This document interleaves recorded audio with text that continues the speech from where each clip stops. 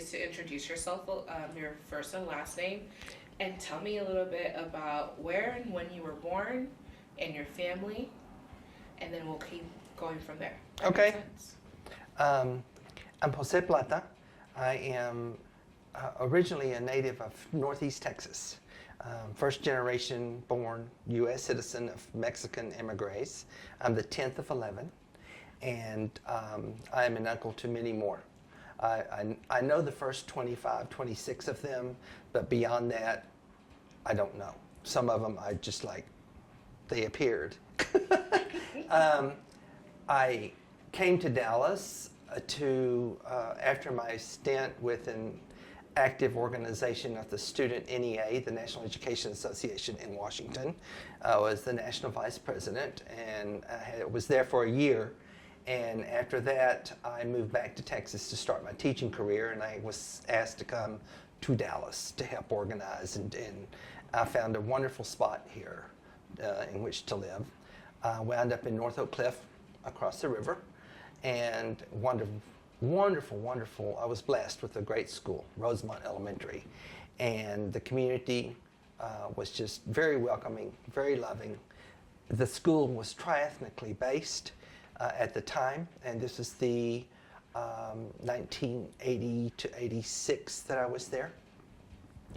I bowed out of education because of politics, even though I was a very active, politically minded person, which I still am. And it drove me into out of the classroom because of the politics. They forced teachers in the state to take a sixth grade reading equivalency to retain their degrees and certifications, not degrees, certifications. And so on that day, when everyone was testing, I stayed at my school, worked in my classroom, went out to lunch with one of my classroom parents. She and her daughter took me to the reunion tower. I had a beer, had lunch, went back. And afterwards, when my term ended that May, she asked me to work for them. And I had been with them at their company, which was the piano company. The pianos you see in this facility are from Baldwin Family Music, where we had great relationship with Salmons. From there, my bosses allowed me to be very active politically, and so I stayed actively, especially through the arts on their behalf, and a lot of activities that we had in working with the arts organizations, whether they were music or other ways. The pianos that we offered brought great opportunities for people to do either fundraising or programming or whatever they wished. I served on the Office of Cultural Affairs initially as a writer of policy, and then I also was a member of the Cultural Affairs Commission, and from there I went on to do other stuff, lots of volunteer work.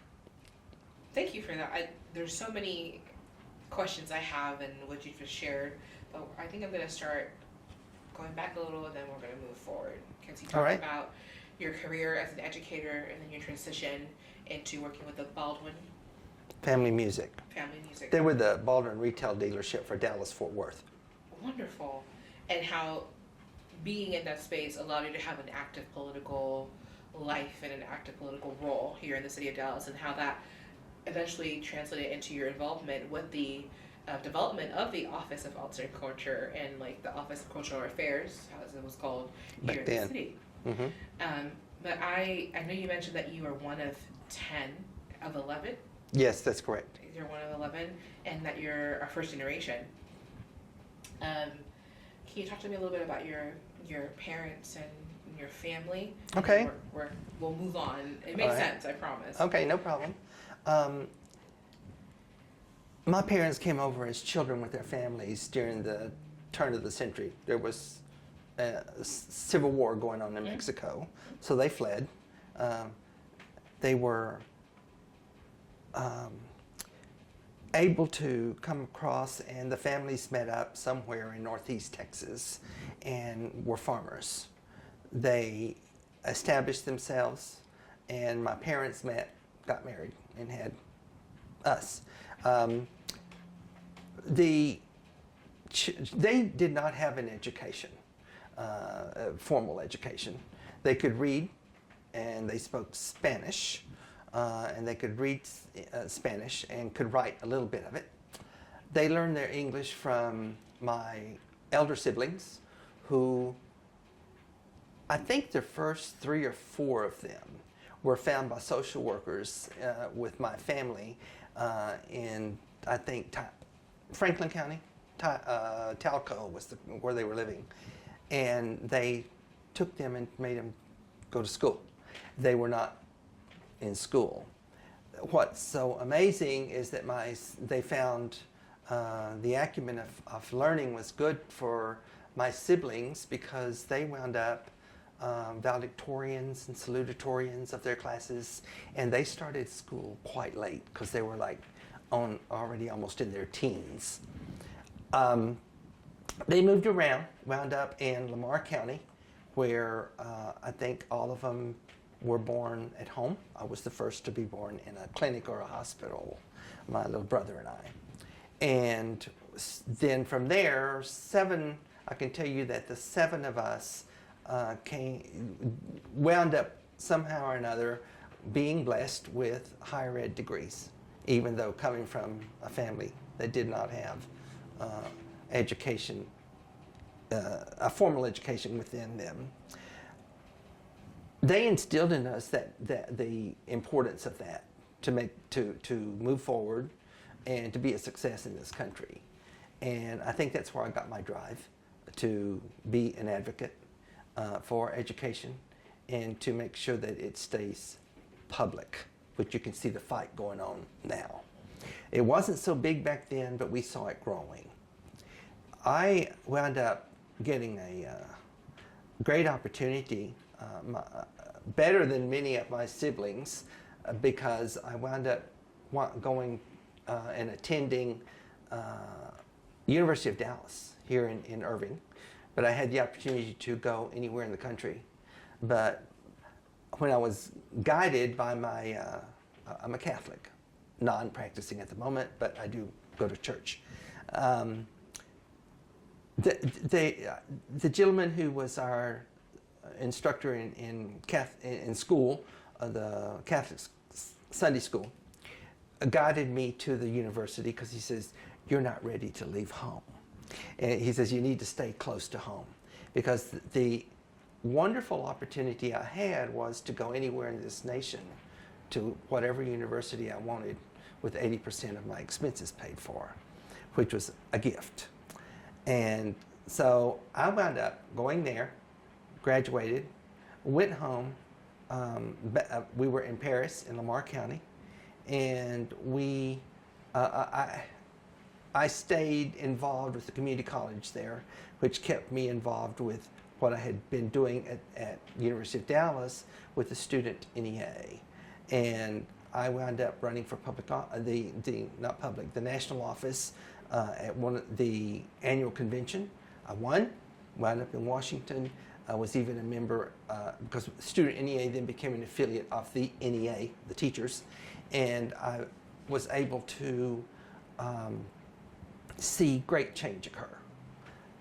I know you asked me about my family, but one of the things that I know that my parents instilled in us was the need to value where they came from, how they got here, who we were, and to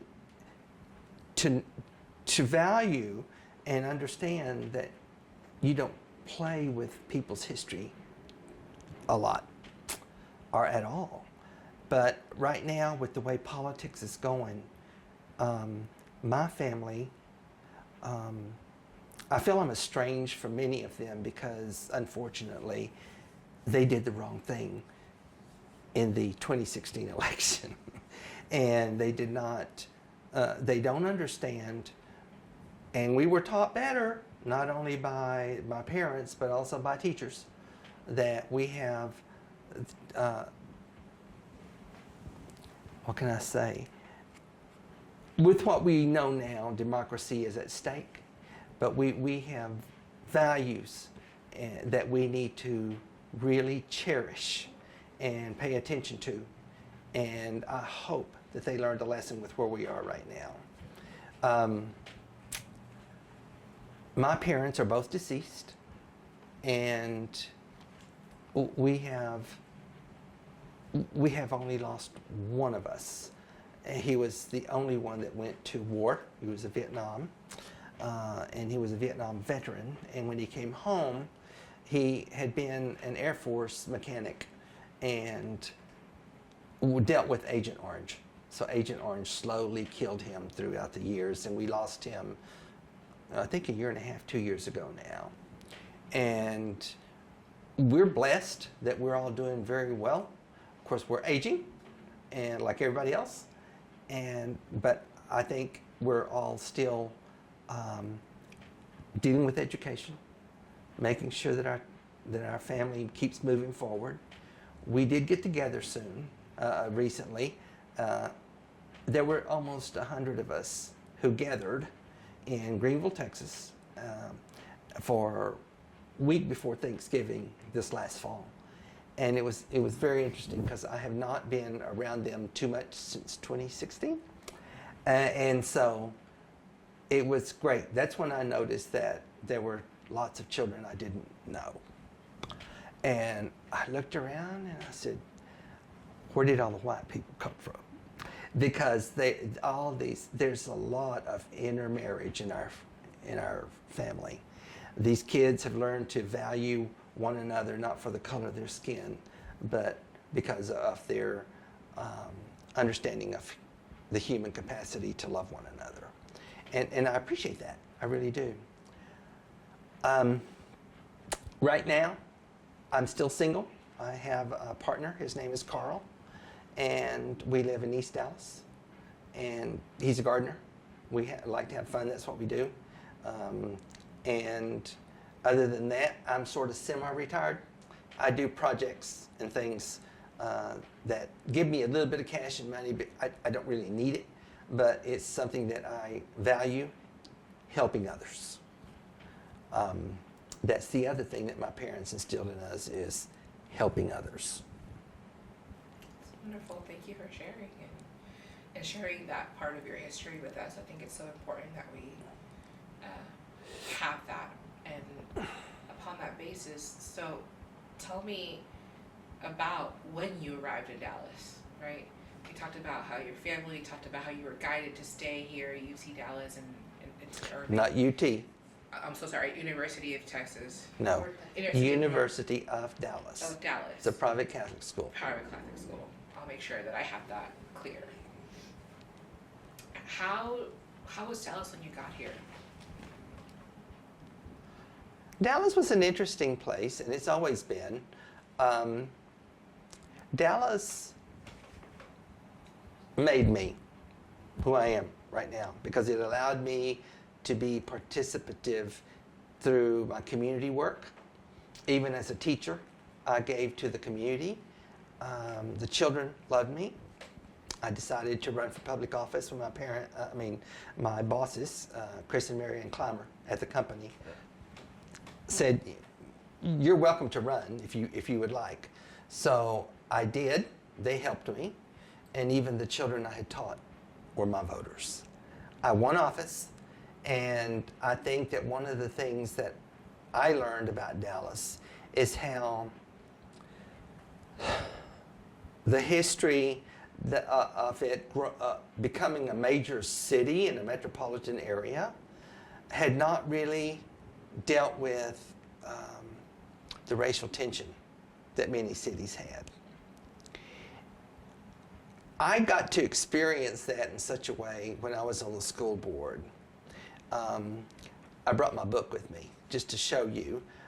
It is a biographies of gays and lesbian elected leaders across this nation that Ken Yeager out of California decided to write. And he contacted me because he said, "You have a very interesting profile," and I'm profiling all of you guys. And so there are not many of us in there, but unfortunately mine is he titled my profile Politics in a War Zone, which I didn't like, but I understand it now. And going back to your question about Dallas, I lived that racial tension war zone. Made me sick. I lost almost hair, all my hair. It made me I was not aware of what was going on with my body because I spent way too many hours trying to solve issues of what was coming up. There was not, I spent a good time out before I got on the school board trying to build coalitions in my volunteer work. I won awards for it. I didn't do it for the awards. I did it to try to build community.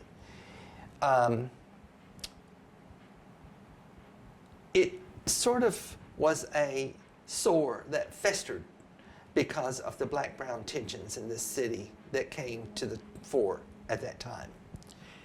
The student population, all of a sudden, out of Latin American background, the Latino community, started outnumbering the African American and the Anglos and the Asian community in the schools, and it was not taken very lightly because it started a shift and change within the major institution of the Dallas Public Schools, the Dallas ISD.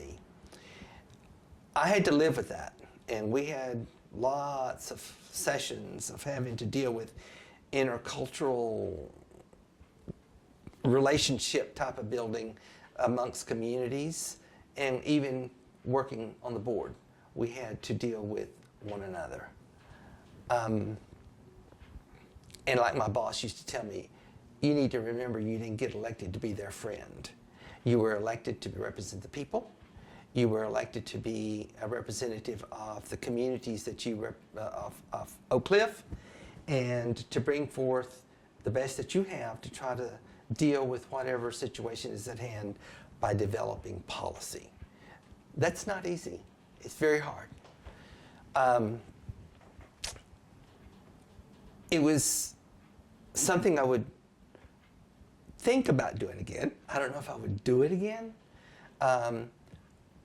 But if you are really interested in finding out what Mr. Yeager or Dr. Yeager found out about what was going on, because he did some background into Dallas, he wrote about it in my profile.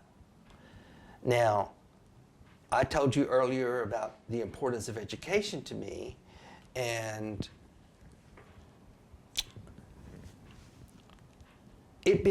education is one of those things that builds community. It is something that is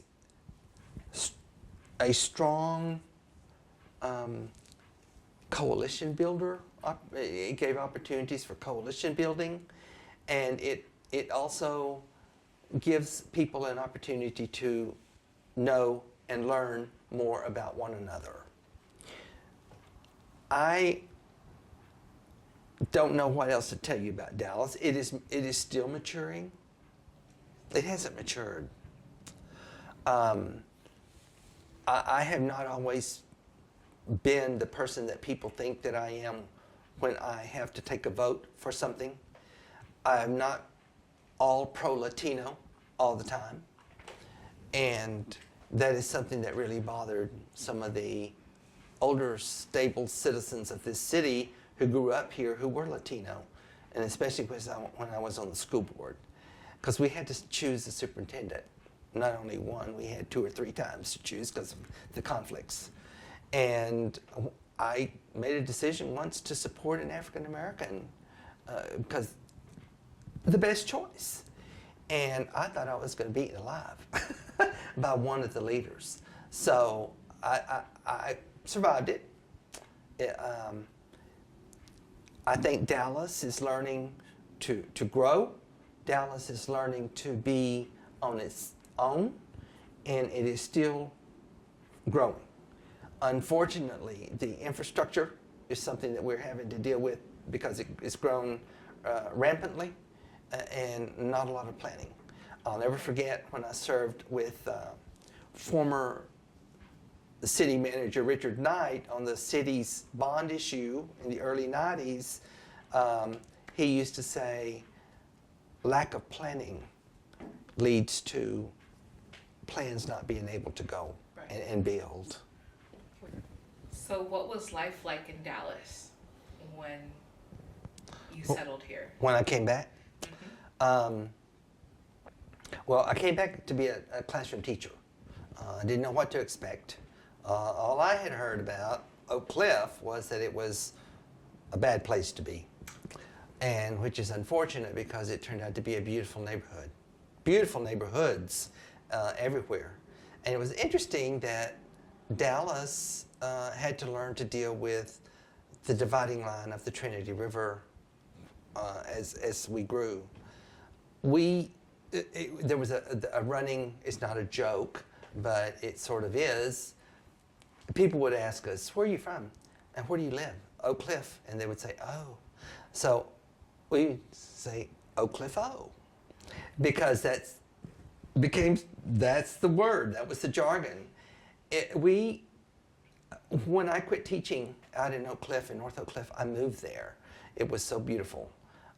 Trees, not traffic. That was one of the things that we had. But it was still a situation in which things were starting to bubble and grow, and things were changing slowly but surely. It's not like it is now. I mean, it changes rampant now. But back then, it was some sense of stability and a sense of good positive growth and coalition building. I have been out of the fray, so to speak, for several years now. So I can't tell you whether or not that is still happening, of coalition building. I'm sure it is, because I do keep my ties with the Democratic Party here in the county, and they are very strong.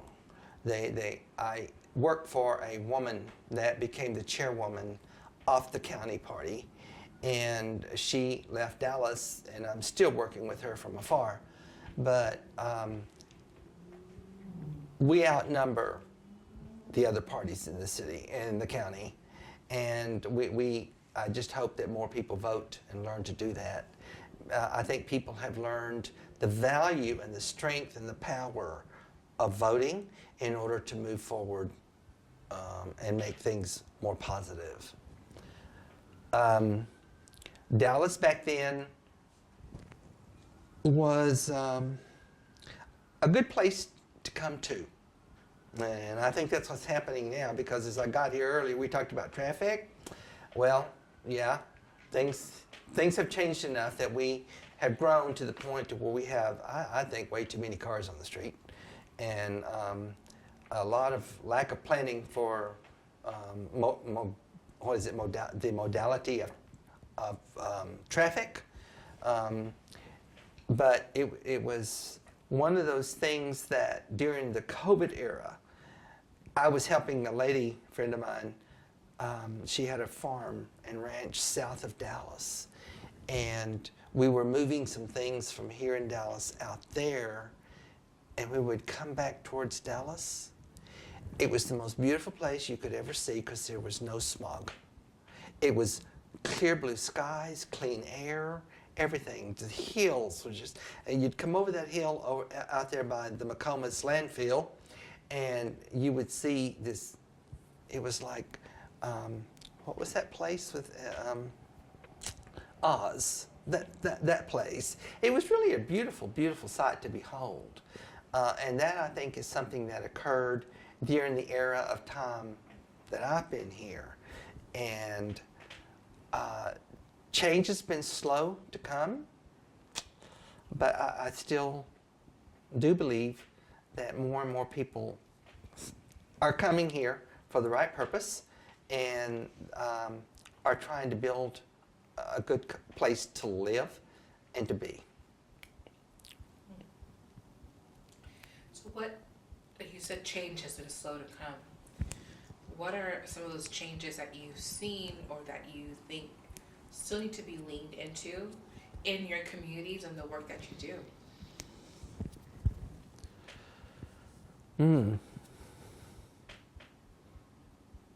Wow.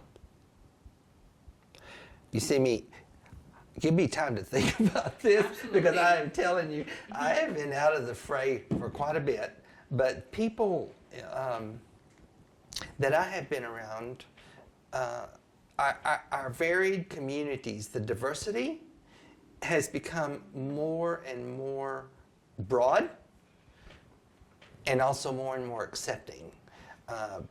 They are strong, and I guess I'm looking at it from the perspective of being a member of the gay and lesbian community.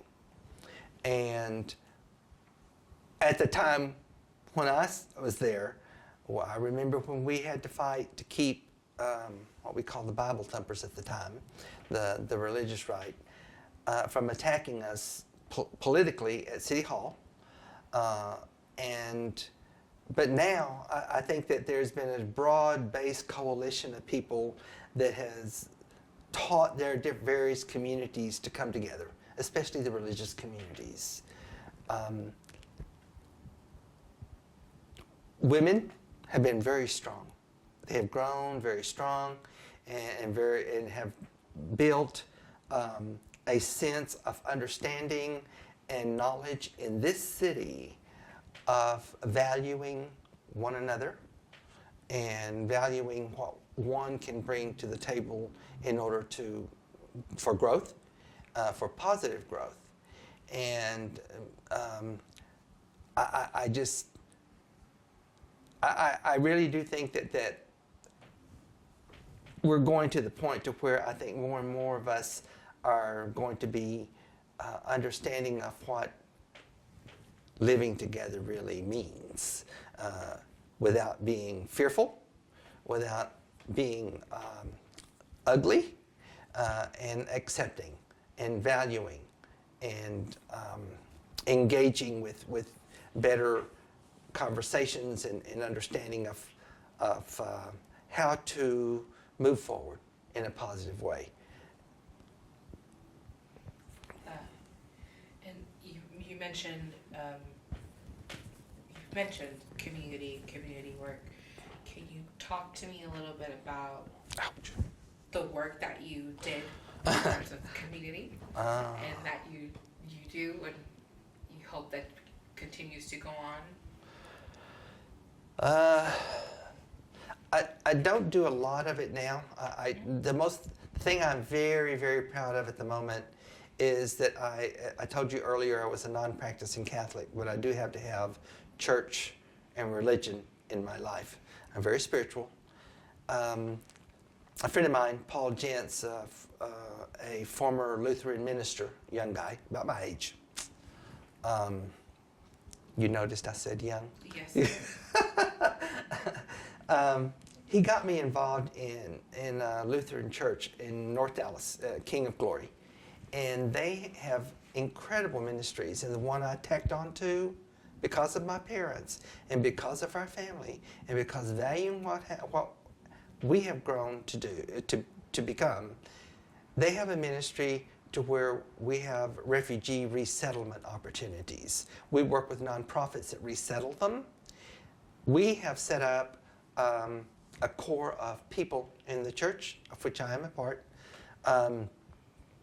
where we set up apartments and sometimes homes with whatever's needed and before the family gets here. So when they arrive, they open the door and they have whatever they need in terms of furniture and in terms of food to make them feel welcome and that opportunity.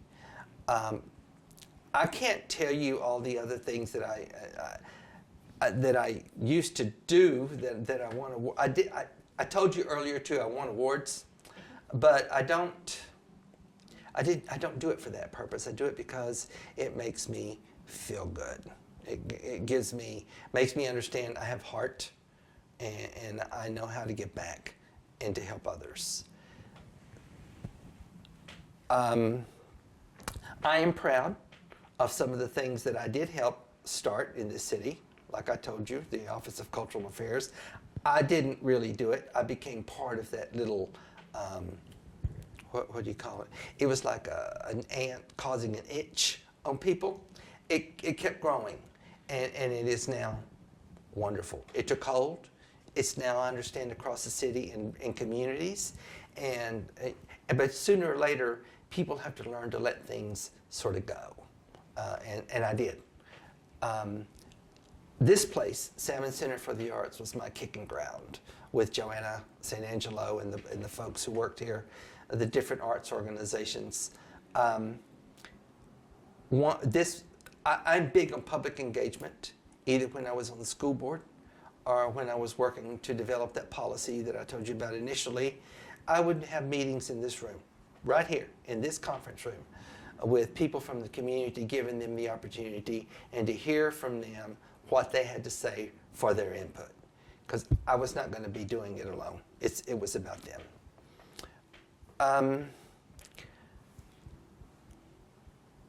The other, I think, is children and youth. We have given youth the opportunity in this city through lots of ways, whether it's through the school system, whether it's through the arts in the city, whether it's through park and recreation opportunities. I remember being on the park board, and one of the things we did was open more opportunities for the community to get engaged and to give these young people, to get them off the street and give them some positive, some things to do that were more positive rather than to be out there becoming criminals. And I would hope that that is still ongoing. I'm sure it is. Let me see, what else? I don't know what else to tell you.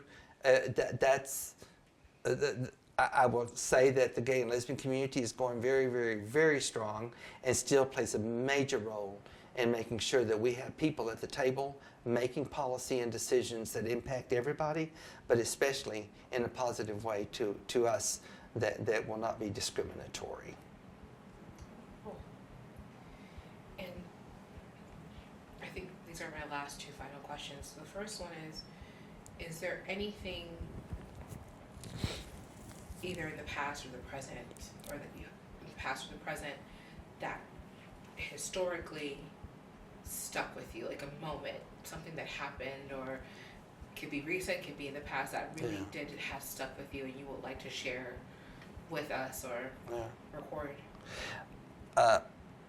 In your pre-interview form that you gave me to fill out, one of the things I mentioned was, I think the very first thing was in 1979, I was sitting in the gallery of the U.S. House of Representatives.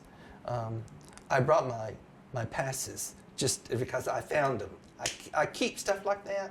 As a teacher, sometimes you become a pack rat. And so I kept that and I brought them with me because that meant a lot to me. That was history making and impactful. The creation of the Department of Education as a status as a department in the government of our country was established.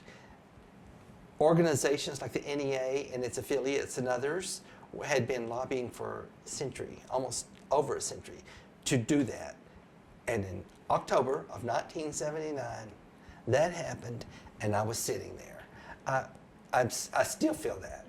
It's very good, very positive. I don't know, you mentioned something else historically. I guess it was being strong enough and having the will to do what was right. Not take that 6th grade reading equivalency. Step out of that role of being a classroom teacher. Become a member of society in general. Getting a job outside of the classroom. It was all given to me. I mean, these were all blessings, seriously. Which led me to becoming the first openly gay elected trustee on the school board here in Dallas and creating policy. The biggest one was, I told you earlier about the racial stuff that I was having to face, but I also had to face a lot of hate. And we had some things that, because I was at the table, they now have policies that are non-discriminatory to everybody, including gays and lesbians, who are in the employees, who are employees of the system. And that was it affected me by what you see, a lack of hair, and I grew fat. The doctors begged me to quit because I was close to losing my life, because my liver function was almost zero. And so I did not run for re-election after that second term because of that. But my accomplishments on that school board were impactful, and I felt good about that. Finally, is there anything else that you want to share with us that we should highlight, that we should know, that we should share with others that is important? And I wish we had 2 more days of just... No, I can't. It's hard for me to. It's hard for me to brag. It really is. I think I wrote to you on that interview form that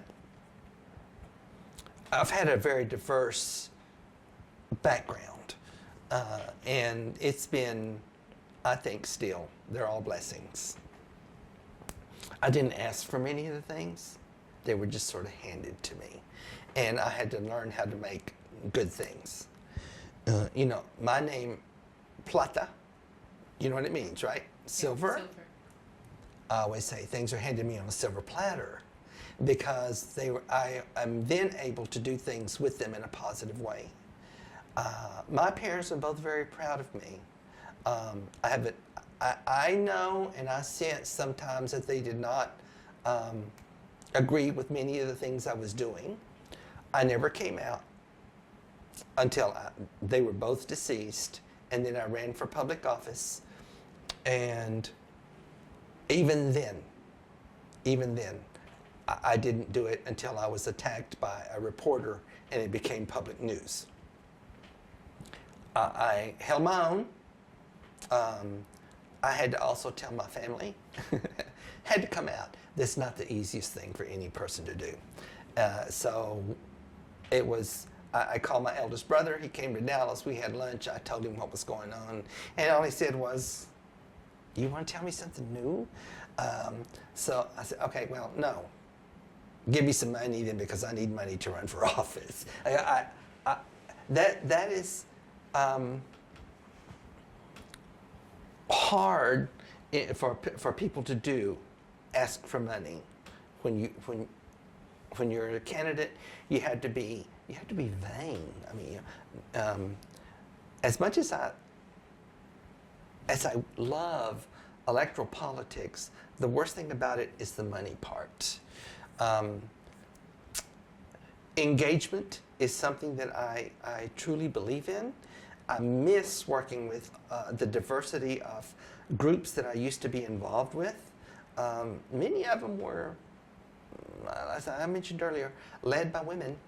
And we were coalescing with them by either the Latino groups I was with or the gay and lesbian community.